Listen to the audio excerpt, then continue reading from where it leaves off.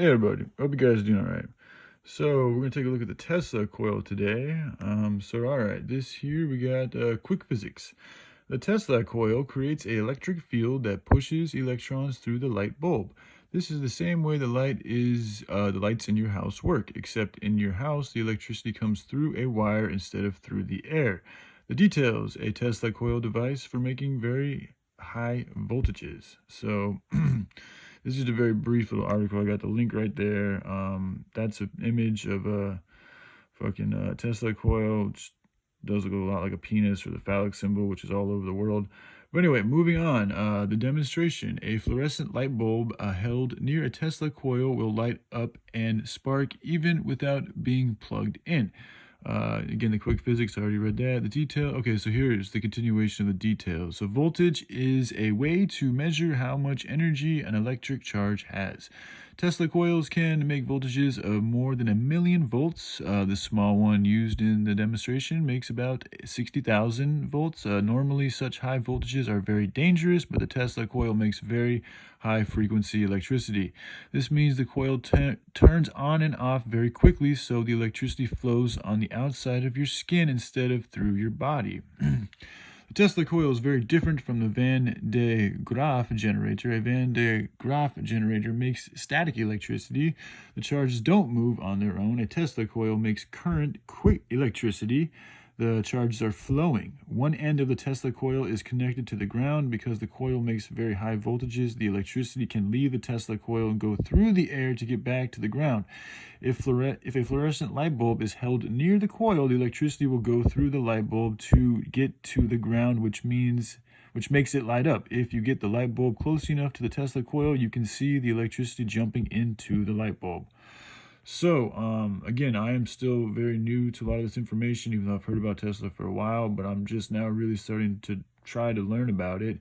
And as I learn about this, there's actually some things about Tesla's. Let me just share with you this. So this is somebody by the name of Tom Cosby, who responded to I typed in like, how do you make a Tesla coil that could power a small city?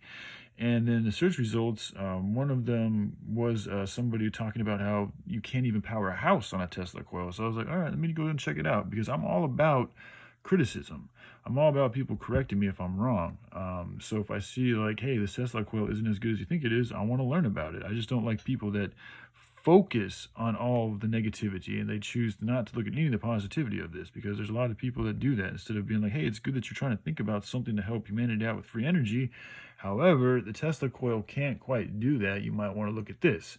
Instead, a lot of people will just tell you you're absolutely wrong, and that's what irritates me. But anyway, let's take a look at what this person has to say about the Tesla coil being able to potentially, he's saying that it can't actually power a house. So here we go.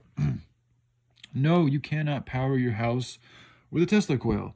Tesla used his magnifying coil to produce very high voltages at high frequencies to try to energize the Schumann cavity for the means of sending electric power all around the world. His theories had serious flaws, and he did not have enough time to really see what he was up against. His use of his coil was to inject power into the ionized region, and he needed high voltage to do this. There is really no point to using a resonant high-frequency transforming power your home. In your home, you need a steady supply of power at a reasonable voltage and current level, such as what we have today. To raise the voltage to a very high level, say 1,500 volts, would be very dangerous, and to lower it to 12 volts, the copper needed would be crazy. Not to mention the applications would operate at such a low impedance, the current needs would be crazy too. It is by no accident that most of the world uses neither 120 or 250 VAC for power. Tesla coils can teach you a lot, especially about RF, tuning, and coupling coefficients. They are of little use for powering a home. So that's interesting, and it's interesting too because the design I shared with you guys earlier, that's part of what came through to me is an ability to control the voltage and the charge and where you want to send the electricity. So, it's just things to consider here. And again, I'm still learning. Maybe there's a possibility you can use the Tesla coil to absorb the energy, and then you send it to the device like that I showed. And then from that device, you can then, differentiate the voltages and the charges that you need for whatever purpose you need it for, and then send it to the place that you want to send it to.